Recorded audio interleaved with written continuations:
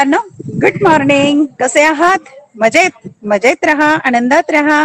आणि आज मी तुम्हाला एक सुंदरशी गोष्ट सांगणार आहे. आवडते ना तुम्हाला गोष्ट? सांगू? हो मॅडम. छोटीशी गोष्ट आहे.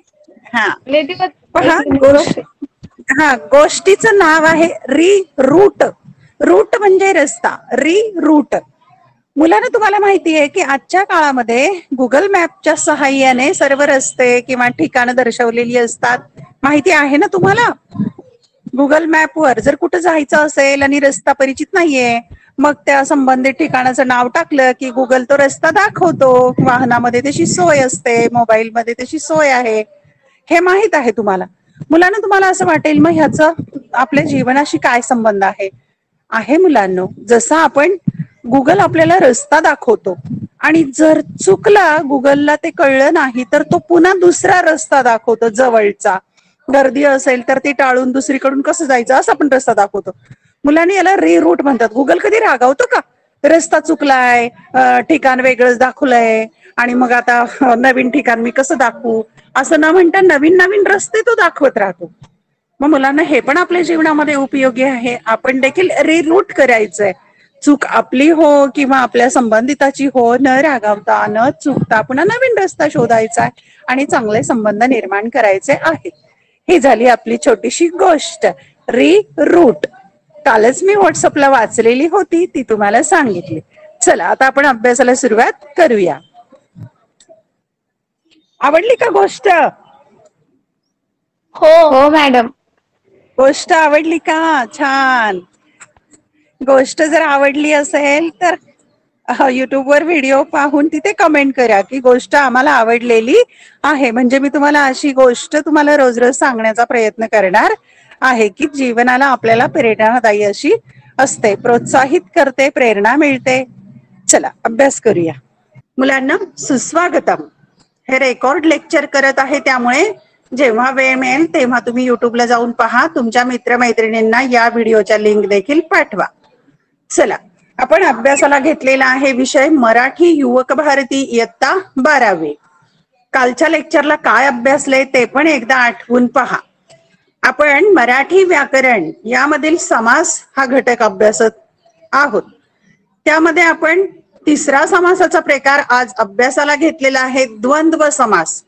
मुलांना इथे द्वंद्व जे टाईप केलेलं आहे ते आता मोबाईलवर टाईप करून तसं झालंय, ते पुस्तकामध्ये पण पहा कसं आहे. असंच आहे, अगदी बरोबर टाईप झाले. द्वंद्व समास. काही ठिकाणी हा व द च्या पोटात पण आहे असं पण टायपिंग येत. तर असंच लिहा जसं पुस्तकामध्ये दिलेलं आहे. द्वंद्व समास. या समासाचा अभ्यास करण्यापूर्वी आपण पुन्हा एकदा आठवून पाहूया समासाचे प्रकार. कारण असं की समासाचे पुन्हा पुन्हा प्रकार आपल्या नजरेसमोर आले की आपल्याला कळेल कसे प्रकार आहेत ते आणि आपण कोणता अभ्यासत आहोत. समासाचे प्रकार. पहिला अव्ययी भाव समास आपण अभ्यासलेला आहे, व्हिडिओ लेक्चर चॅनलवर जाऊन पाहू शकता. दुसरा प्रकार कालच्या लेक्चरला अभ्यासलाय, तत्पुरुष समास आणि त्याचे 3 उपप्रकार आहेत. अ विभक्ती तत्पुरुष समास, आ कर्मधारय समास आणि ई द्विगु समास. या दोन्हीही प्रकार मुख्य प्रकार आणि 3 उपप्रकार असे 5 प्रकार अभ्यासलेत.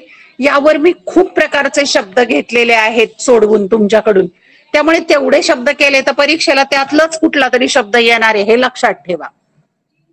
आजच्या व्हिडिओ लेक्चर मध्ये घेणार आहोत आपण द्वंद्व समास आणि त्याचे 3 उपप्रकार आहेत. 1 इतरेतर द्वंद्व समास, 2 किंवा आ वैकल्पिक द्वंद्व समास आणि ई आहे समाहार द्वंद्व समास. आणि हा 4था प्रकार उद्याच्या लेक्चर मध्ये घेऊया. चला तर तिसरा उपप्रकार आपण पाहूया. पहा पुन्हा एकदा नजरे समोर ठेवा. समासाचे मुख्य प्रकार आहेत 4: अव्ययी भाव, तत्पुरुष, द्वंद्व आणि बहुव्रीही. तत्पुरुष समासाचे उपप्रकार विभक्ती तत्पुरुष, कर्मधारय समास, द्विगु समास. आणि द्वंद्व समासाचे प्रकार 3: इतरेतर द्वंद्व, वैकल्पिक द्वंद्व, समाहार द्वंद्व. या आपल्याला आता 3 उपप्रकारांचा अभ्यास करायचा आहे. चला तर पाहूया द्वंद्व समास म्हणजे काय.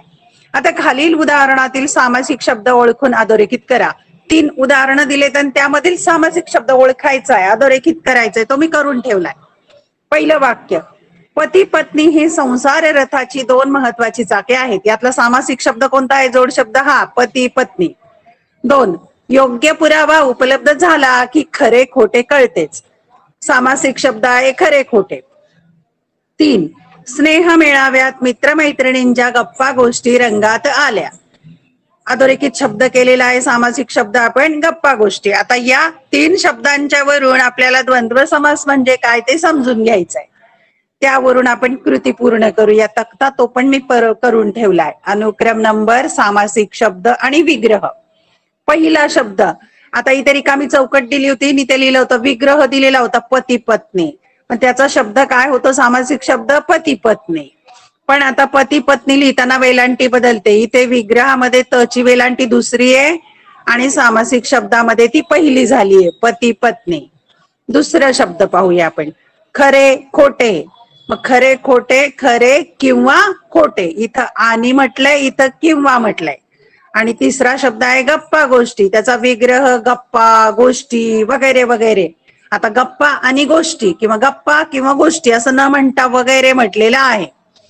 आता यावरून आपल्या काय लक्षात येत आहे? यावरून असे लक्षात येते की ज्या समासाची दोन्ही पदे अर्थदृष्ट्या प्रधान म्हणजे समान दर्जाची असतात. आता द्वंद्व समासामध्ये दोन्ही पद महत्वाचे आहेत किंवा म्हणजे दोन्ही शब्द महत्वाचे आहेत, समान दर्जाचे आहेत, एक कमी किंवा एक जास्त नाही.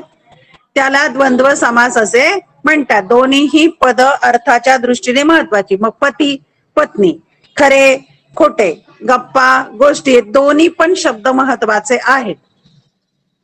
सामासिक शब्दाचा विग्रह करण्याच्या पद्धतीवरून या समासाचे 3 प्रकार पडतात आणि त्याचा विग्रह कसा केला जातो त्यावरून 3 उपप्रकार केले जातात. ते उपप्रकार आता आपण पाहूया. द्वंद्व समासाचे उपप्रकार आहेत. पहिला इतरेतर द्वंद्व समास, दुसरा आहे वैकल्पिक द्वंद्व समास. वैकल्पिक म्हणजे विकल्प. तुम्हाला प्रश्नपत्रिकेत, कृतीपत्रिकेत किंवा प्रश्न देतात की नाही, और म्हणतात त्याला, तर विकल्प म्हणजे त्याला और म्हणता, और प्रश्न आहे, तसं वैकल्पिक द्वंद्व. समाहार द्वंद्व समास हा तिसरा प्रकार. या प्रकारांची आपण सविस्तर माहिती घेणार आहोत. हा तक्ता अतिशय महत्वाचा, स्क्रीनशॉट पण काढा, पुस्तकातलाच तक्ता घेतलेला आहे हा द्वंद्व समासाचा. यातच सगळी लक्षणं आहेत. त्यातला पहिला उपप्रकार आहे इतरेतर द्वंद्व समास. त्याचं वैशिष्ट्य पाहूया आपण. पहिलं वैशिष्ट्य आहे अर्थासाठी दोन्ही पदांची अपेक्षा असते. दोन्ही पदांची अपेक्षा म्हणजे दोन्ही पद समान असतात. लक्षात आले? अर्थासाठी दोन्ही पदांची अपेक्षा, दोन्ही पण आवश्यक. 2. दुसरं वैशिष्ट्य, या समासाचा विग्रह करताना आणि व यापैकी एक समुच्चय बोधक उभयान्वयी अव्यय वापरावे लागते. आता इथे आणि व समुच्चय म्हणजे गट दर्शवला जातो, समुच्चय म्हणजे समुदाय दर्शवला जातो, समूह दर्शवला जातो आणि व या शब्दांनी. आणि समुच्चय बोधक उभयान्वयी अव्यय आहेत आणि व हे एकत्र दर्शवले जातात. त्याचं उदाहरण पाहूया आपण. उदाहरण आहे विटी दांडू. विटी आणि दांडू. किंवा वापरलं जात नाही अव्यय, तर इथे वापरलं जातं अव्यय समुच्चय बोधक उभयान्वयी अव्यय. आणि या समासाचा विग्रह करताना दोन्हीही पदाची अपेक्षा असते, एका पदाची नव्हे. दोन्हीही पद आवश्यक असतात. आणि व इथे वापरलं जातं इतरेतर द्वंद्व समासामध्ये. दुसरा प्रकार आपण पाहूया वैकल्पिक द्वंद्व समास. विकल्प वैकल्पिक, त्याचं वैशिष्ट्य पाहूया. पहिलं वैशिष्ट्य, दोन्ही प्रधान पदांपैकी एकाचीच अपेक्षा असते. जे 2 पद आहेत किंवा 2 शब्द आहेत त्यापैकी एकच महत्वाचा किंवा एकाचीच अपेक्षा, महत्वाचा म्हणण्यापेक्षा हे किंवा ते. दुसरं वैशिष्ट्य, समासाचा विग्रह करताना किंवा अथवा वा यापैकी विकल्प बोधक उभयान्वयी अव्यय वापरले जाते किंवा वापरावे लागते. विकल्प बोधक हे किंवा ते. त्याचं उदाहरण पाहू. खरे खोटे. खरे खोटेचा विग्रह करताना खरे किंवा खोटे. सत्य असत्य, त्याचा विग्रह होईल सत्य किंवा असत्य. अशा अर्थाने वैकल्पिक द्वंद्व मध्ये किंवा अथवा वा हे उभयान्वयी विकल्प बोधक आहेत ते वापरले जातात. आणि इतरेतर द्वंद्वामध्ये आणि व हे समुच्चय बोधक उभयान्वयी अव्यय वापरले जातात. तिसरा प्रकार पाहूया, समाहार द्वंद्व समास. पहिलं वैशिष्ट्य, समासातील पदांचा विग्रह करताना त्यातील मूळ पदांच्या बरोबर इतर जातीच्या इतर पदार्थांचा वस्तूंचा समावेश केलेला असतो. म्हणजे समासाचा विग्रह करताना काय करावं लागतं, केवळ तेच शब्द नाही तर त्या मूळ पदाच्या बरोबर इतरही अनेक शब्दांचा समावेश त्यामध्ये केला जातो. त्याच जातीच्या पदार्थांचा किंवा वस्तूंचा समावेश होतो. दुसरं वैशिष्ट्य, समासात आलेल्या आणि त्याच जातीच्या इतर वस्तूंच्या समुदायाला महत्व असते म्हणून हा समास एकवचनी असतो. समुदायाला महत्व आहे पण हा समास कसा आहे, एकवचनी. त्याचं उदाहरण घेतलेलं आहे. उदाहरणार्थ अंथरुण पांघरुण. आता आपण व्यवहारामध्ये बोलताना म्हणतो अंथरुण पांघरुण, अंथरुण टाकायचं पांघरुण घ्यायचं, पण फक्त अंथरुण पांघरुण याचा अर्थ दोनच गोष्टी आहेत का, तर नाही. अंथरण्यासाठी पांघरण्यासाठी लागणाऱ्या वस्तू आणि इतर वस्तू, मग ते गादी असेल, आधी चटई, गादी, सतरंजी, त्यावर बेडशीट, त्याच्यावर उशी, मग बाकीच्या अशा गोष्टी सगळ्या येतात. त्याला म्हणायचं अंथरुण पांघरुण. आणि आपण म्हणतो व्यवहारामध्ये भाजीपाला आणायला चाललो, मग जाऊन भाजी आणि पाला आणतो का, तर नाही. बाजारात गेल्यानंतर भाजीमध्ये अनेक गोष्टी समावेश होतात. कांदे, टमाटर, बटाटे, मिरची वगैरे वगैरे सगळ्या भाज्यांचा समावेश त्यामध्ये होतो. नाश्ता करायचा आहे, नाश्ता करायचा आहे म्हणजे काय, तर मग चहा, पोहे, नाश्ता अशा अर्थाने. लक्षात आले. इथे त्याच जातीच्या शब्दांचा समावेश होतो. असे तीन प्रकारे. पहिल्या याच्यात आणि व लक्षात ठेवा, दुसऱ्या याच्यामध्ये किंवा अथवा वा लक्षात ठेवा, आणि तिसऱ्यामध्ये त्याच जातीचे शब्द किंवा पदार्थांचा समावेश होतो. आता आपण सविस्तर उदाहरणासह अभ्यासूया. पहिला प्रकार इतरेतर द्वंद्व समास. त्याची वैशिष्ट्य काय काय आहेत. पहिलं वैशिष्ट्य, अर्थासाठी दोन्ही पदांची अपेक्षा असते. दोन्ही पदांची अपेक्षा, अर्थ समुच्चय असतो तो. दोन, या समासाचा विग्रह करताना आणि व यापैकी एक समुच्चय बोधक उभयान्वयी अव्यय वापरावे लागते. आणि व वापरले जाते ते समुच्चय बोधक समुदाय दर्शवणारे उभयान्वयी अव्यय आहे. आता याची उदाहरणं मी बरीच घेतलेली आहेत. या प्रत्येक शब्दाच्या मध्ये काय काय लावायचं, एक तर आणि किंवा व. आणि व चे समुच्चय बोधक उभयान्वयी अव्यय वापरायचं. विटी दांडू, त्याचा विग्रह होईल विटी आणि दांडू. नवरा बायको, नवरा आणि बायको. आई वडील, आई आणि वडील. बहीण भाऊ, बहीण आणि भाऊ. देव दानव, देव आणि दानव. देव आणि राक्षस, दानव म्हणजे. राम लक्ष्मण, राम आणि लक्ष्मण. चंद्र सूर्य, चंद्र आणि सूर्य. बाप लेक, बाप आणि लेक. पती पत्नी, पती आणि पत्नी. पुढचा शब्द आहे दक्षिणोत्तर, दक्षिण आणि उत्तर. स्त्री पुरुष, स्त्री आणि पुरुष. ऊन पाऊस, ऊन आणि पाऊस. भीमार्जुन, भीम आणि अर्जुन. सुख दुःख, सुख आणि दुःख. हरिहर, हरी आणि हर. अहि नकुल, अहि आणि नकुल. ने आन, ने आणि आन. ज्ञान करणं म्हणतो की नाही आपण व्यवहारात. ने आन, ने आणि आन. कृष्णार्जुन, कृष्ण आणि अर्जुन. ही झाली सर्व इतरेतर द्वंद्व समासाची उदाहरणं. पुढचा आपण आणखी उदाहरणं घेणार आहोत. इतरेतर द्वंद्व समास. या सामासिक शब्दाचा विग्रह करताना आणि व या समुच्चय बोधक उभयान्वयी अव्ययांचा वापर करावा लागतो. यातील दोन्ही घटक महत्वाचे असतात, दोन्ही शब्द महत्वाचे असतात. राम लक्ष्मण, राम आणि लक्ष्मण. विटी दांडू, विटी आणि दांडू. आई वडील, आई आणि वडील. स्त्री पुरुष, स्त्री आणि पुरुष. कृष्णार्जुन, कृष्ण आणि अर्जुन. भीमार्जुन, भीम आणि अर्जुन. अहि नकुल, अहि आणि नकुल. काही शब्द डबल झालेले आहेत पण चला अभ्यास होईल. आणखी उदाहरणं पाहू आपण इतरेतर द्वंद्व समासाची. ज्या समासाचा विग्रह करताना आणि व यासारख्या समुच्चय बोधक उभयान्वयी अव्ययाचा उपयोग करावा लागतो त्याला इतरेतर द्वंद्व समास म्हणतात. त्याची वैशिष्ट्ये आपण पाहूया. पहिलं वैशिष्ट्य आहे इतरेतर द्वंद्व समास. हा द्वंद्व समासाचा प्रकार आहे आणि अर्थाच्या दृष्टीने दोन्ही ही पदे महत्वाची असतात. दोन्ही पदे समान दर्जाची असतात आणि विग्रह करताना आणि व या समुच्चय बोधक उभयान्वयी अव्ययाने ते जोडलेले असतात. आता आपण उदाहरण पाहूया. त्याचं पहिलं उदाहरण मिसळ आणि पाव. मिसळ पाव, मिसळ आणि पाव. मिसळ पाव हा सामासिक शब्द आहे. मिसळ आणि पाव हा त्याचा विग्रह आहे. मिसळ आणि पाव दोन्हीही पदे महत्वाची आहेत आणि दोन्ही पदे आणि या समुच्चय बोधक उभयान्वयी अव्ययाने जोडलेली आहेत, म्हणून ते इतरेतर द्वंद्व समासाचं उदाहरण आहे. दुसरं उदाहरण माय बाप. माय व बाप किंवा माय आणि बाप. माय बाप सामासिक शब्द. माय बाप, माय व बाप हा त्याचा विग्रह. माय आणि बाप ही दोन्ही पदे महत्वाची आहेत आणि दोन्ही पदे व या समुच्चय बोधक उभयान्वयी अव्ययाने जोडलेली आहेत. उदाहरण क्रमांक 3 राधा कृष्ण. राधा आणि कृष्ण. राधा कृष्ण हा सामासिक शब्द. राधा आणि कृष्ण हा त्याचा विग्रह आणि राधा आणि कृष्ण ही दोन्ही पदे महत्वाची आहेत. तसेच दोन्ही पदे आणि या समुच्चय बोधक उभयान्वयी अव्ययाने जोडलेली आहेत. क्रमांक 4 चं उदाहरण पाहू. चेंडू फळी. क्रिकेट खेळताना वापरतात चेंडू आणि फळी. फळी म्हणजे क्रिकेटची बॅट. चेंडू व फळी. चेंडू फळी हा सामासिक शब्द.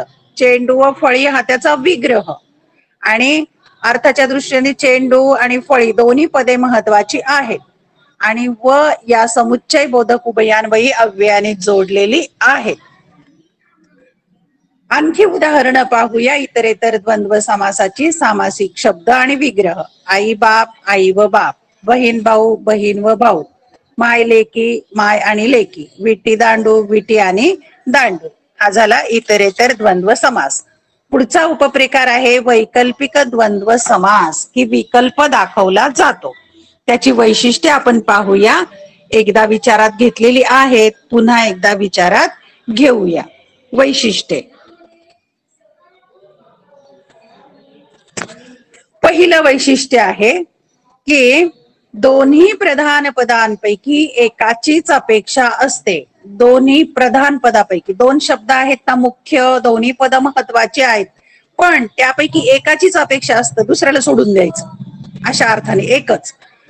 दुसरं वैशिष्ट्य समासाचा विग्रह करताना किंवा अथवा वा यापैकी एक विकल्प बोधक उभयान्वयी अव्यय वापरावे लागते. विकल्प बोधक उभयान्वयी अव्यय किंवा वा अथवा यापैकी एक वापरायचं.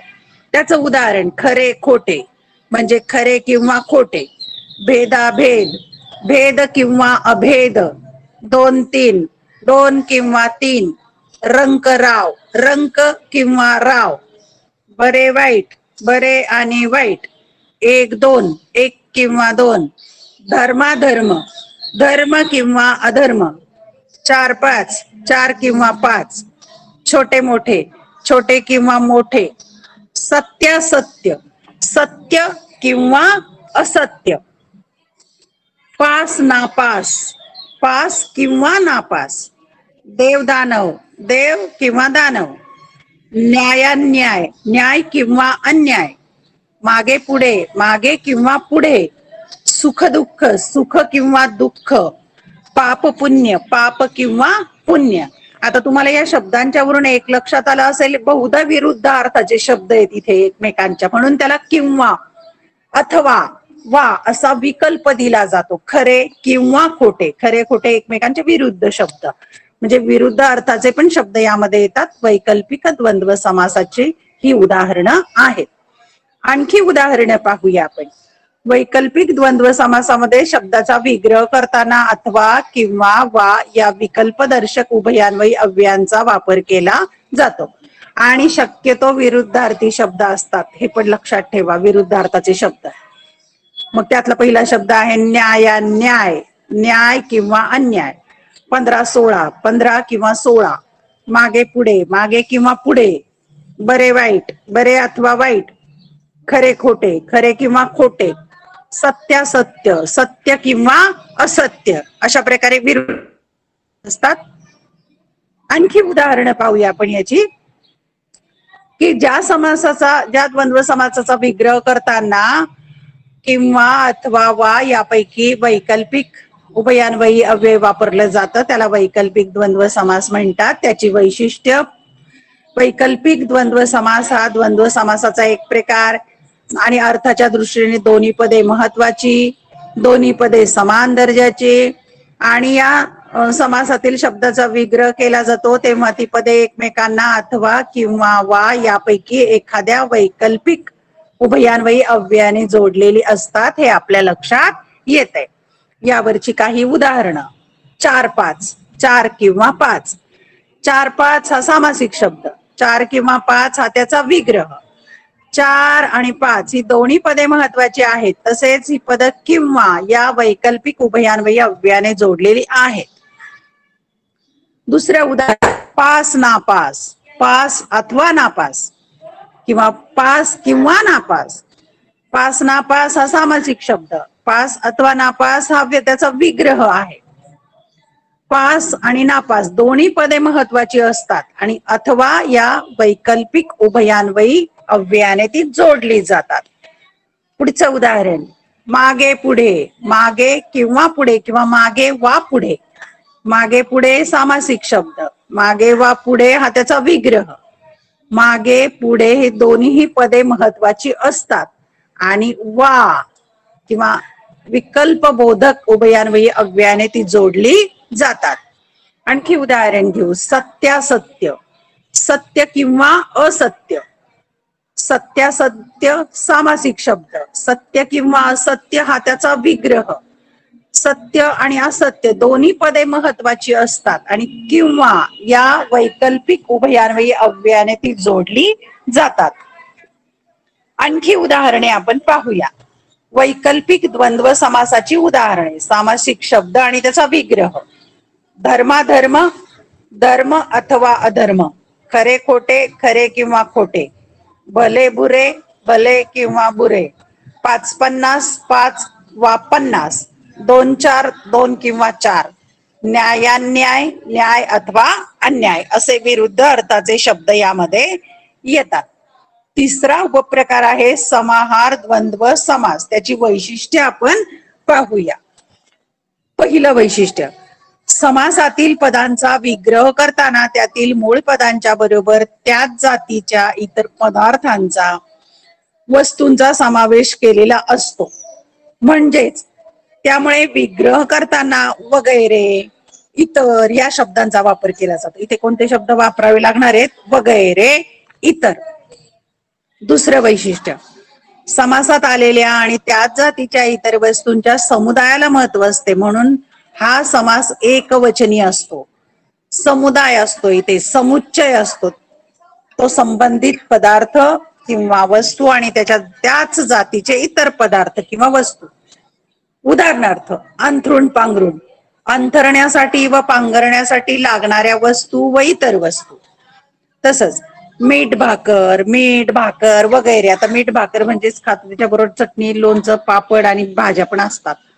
चहा पाणी, भाजीपाला, बाजारहाट, पालापाचोळा, केर कचरा, कपडा लत्ता, घरदार, पानपत्रावळ हे सगळे समाहार द्वंद्व समासाची उदाहरणं, की त्यामध्ये त्याच वस्तू आणि पदार्थांच्या शिवाय त्याच जातीचे इतर अनेक पदार्थ किंवा वस्तूंचा समावेश केला जातो.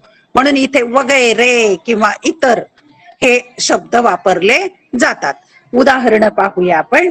समाहार द्वंद्व समास: या सामासिक शब्दाचा विग्रह करताना त्यातील अर्थाच्या पदाशिवाय, त्यातील पदांच्या अर्थाशिवाय तशाच प्रकारच्या आणखी घटकांचाही अंतर्भाव केलेला असतो, त्या समाहार द्वंद्व समास म्हणतात.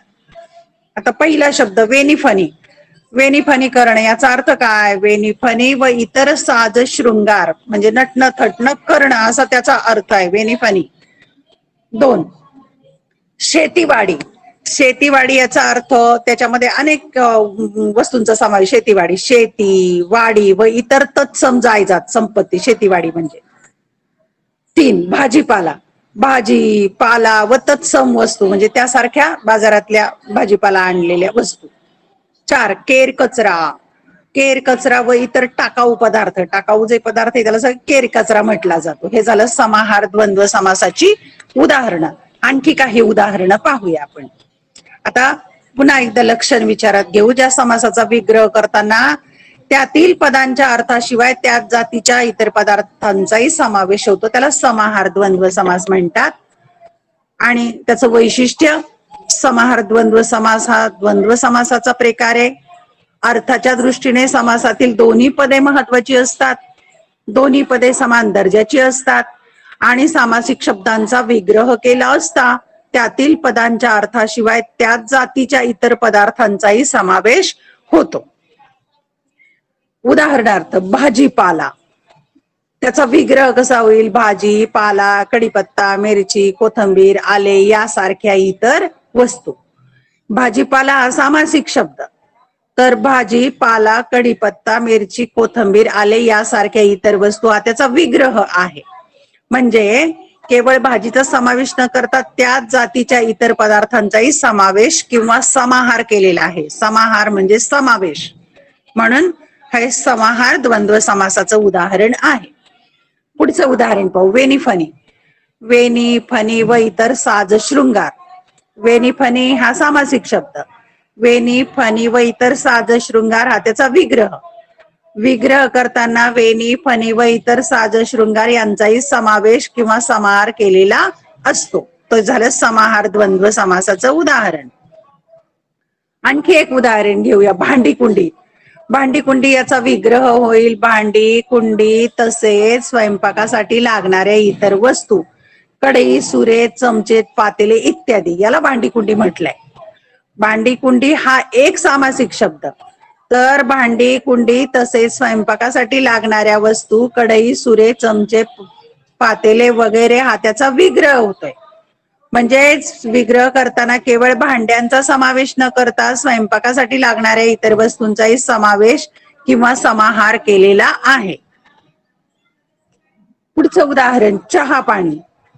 चहा पाणी, फराळाचे इतर पदार्थ, पोहे, उपमा इत्यादी. चहा पाणी सामासिक शब्द, तर चहा पाणी, फराळाचे इतर पदार्थ, पोहे, उपमा इत्यादी हा त्याचा विग्रह आहे. विग्रह करताना केवळ चहाचा समावेश न करता स्वयंपाकासाठी लागणाऱ्या इतर वस्तूंचाही समावेश किंवा समाहार केलेला आहे. आणखी उदाहरणं पाहू. सामासिक शब्द आणि त्याचा विग्रह. चटणी भाकर. चटणी, भाकर व इतर पदार्थ. अंथरुण, पांघरुण. अंथरण्यासाठी व पांघरण्यासाठी लागणाऱ्या वस्तू व इतर कपडे. केर कचरा. केर कचरा व इतर टाकाऊ पदार्थ. खाणे पिणे. खाणे पिणे व इतर पदार्थ. आणखी उदाहरण पाहूया आपण. आता ही उदाहरणं आहेत पहा. पुणे, मुंबई. त्याचा विग्रह होईल पुणे आणि मुंबई. ते इतरेतर द्वंद्व समास. हात पाय. हात आणि पाय इतरेतर द्वंद्व समास. दागदागिने. दागदागिने हा समाहार द्वंद्व समासाचा होईल, किंवा दाग आणि दागिने इतरेतर द्वंद्व. लाभ, हानी. लाभ किंवा हानी वैकल्पिक द्वंद्व.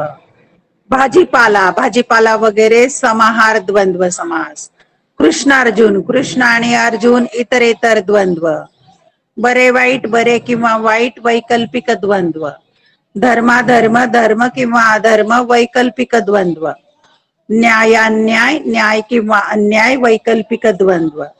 दीड दोन. दीड किंवा दोन वैकल्पिक द्वंद्व. स्वयंपाक पाणी. स्वयंपाक पाणी वगैरे समाहार द्वंद्व. घरदार. प्रत्येक घरी हा अव्ययी भाव समास आलाय. नफा तोटा. नफा किंवा तोटा वैकल्पिक द्वंद्व समास. आणखी उदाहरण पाहू. जिजा, लक्ष्मी. जिजा आणि लक्ष्मी इतरेतर द्वंद्व समास. माय लेक. माय आणि लेक इतरेतर द्वंद्व समास. कमी अधिक. कमी किंवा अधिक वैकल्पिक द्वंद्व समास. विटी दांडू. विटी आणि दांडू तो कोणता होईल? इतरेतर द्वंद्व समास. बहीण भाऊ. बहीण आणि भाऊ इतरेतर द्वंद्व समास. पाप पुण्य. पाप किंवा पुण्य वैकल्पिक द्वंद्व समास. सत्यासत्य. सत्य किंवा असत्य वैकल्पिक द्वंद्व. यशापयश. यश किंवा अपयश वैकल्पिक द्वंद्व. शेतीवाडी. शेतीवाडी वगैरे समाहार द्वंद्व. सात आठ. सात किंवा आठ वैकल्पिक द्वंद्व. हार जीत. हार किंवा जीत वैकल्पिक द्वंद्व. सासू सासरे, सासू आणि सासरे, इतरेतर द्वंद्व. आणखी उदाहरणं घेतलेली आहेत आपण बरीचशी. आता आपल्या पुस्तकामध्ये दिलेला हा तक्ता आहे. खालील तक्ता पूर्ण करा. आता तुम्हाला तक्ता खरं तर पूर्ण करायचा आहे, पण आता मी करून आणलेला आहे तक्ता पूर्ण, तो आपण पाहूया. तक्त्यामध्ये अनुक्रम नंबर, सामासिक शब्द, समासाचा विग्रह आणि समासाचे नाव दिलेलं आहे. पहिला शब्द माय लेकरे, त्याचा विग्रह होईल माय आणि लेकरे. समासाचा प्रकार कोणता होणार आहे? इतरेतर द्वंद्व समास. दुसरा शब्द इष्टानिष्ट, त्याचा विग्रह इष्ट किंवा अनिष्ट आणि समास होईल वैकल्पिक द्वंद्व. तिसरा शब्द केर कचरा, केर कचरा वगैरे, प्रकार कोणता होणार आहे? समाहार द्वंद्व. 4 लहान मोठे, विग्रह लहान किंवा मोठे, प्रकार वैकल्पिक द्वंद्व. 5 घरदार, घरदार वगैरे, समाहार द्वंद्व. 6 नवरा बायको, नवरा आणि बायको, इतरेतर द्वंद्व. 7 भले बुरे, भले किंवा बुरे, वैकल्पिक द्वंद्व. 8 कुलूप किल्ली, कुलूप आणि किल्ली, इतरेतर द्वंद्व. अशा प्रकारे आपण हा तक्ता पूर्ण केलेला आहे. व्हिडिओ लेक्चर युट्यूब चॅनलवर जाऊन तुम्ही पाहू शकता. आज हा आपला तिसरा समासाचा प्रकार पूर्ण झालेला आहे. पुढील व्हिडिओ लेक्चर मध्ये आपण समासाचा शेवटचा चौथा प्रकार पूर्ण करून घेणार आहोत. थँक्यू. हा प्रकार समजलाय का तुम्हाला?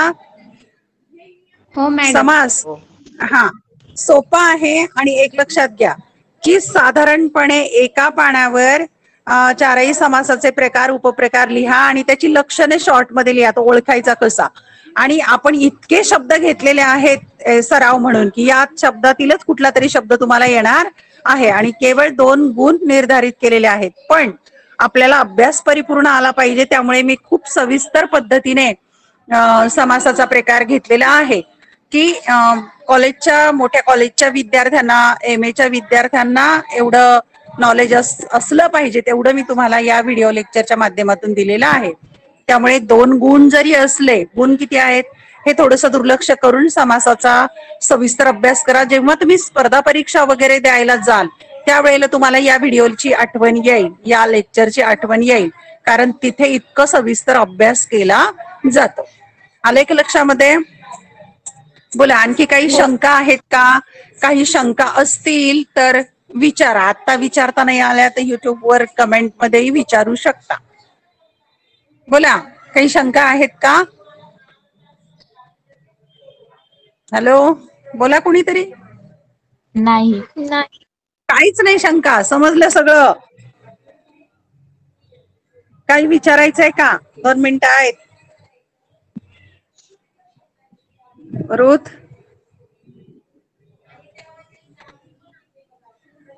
बोला.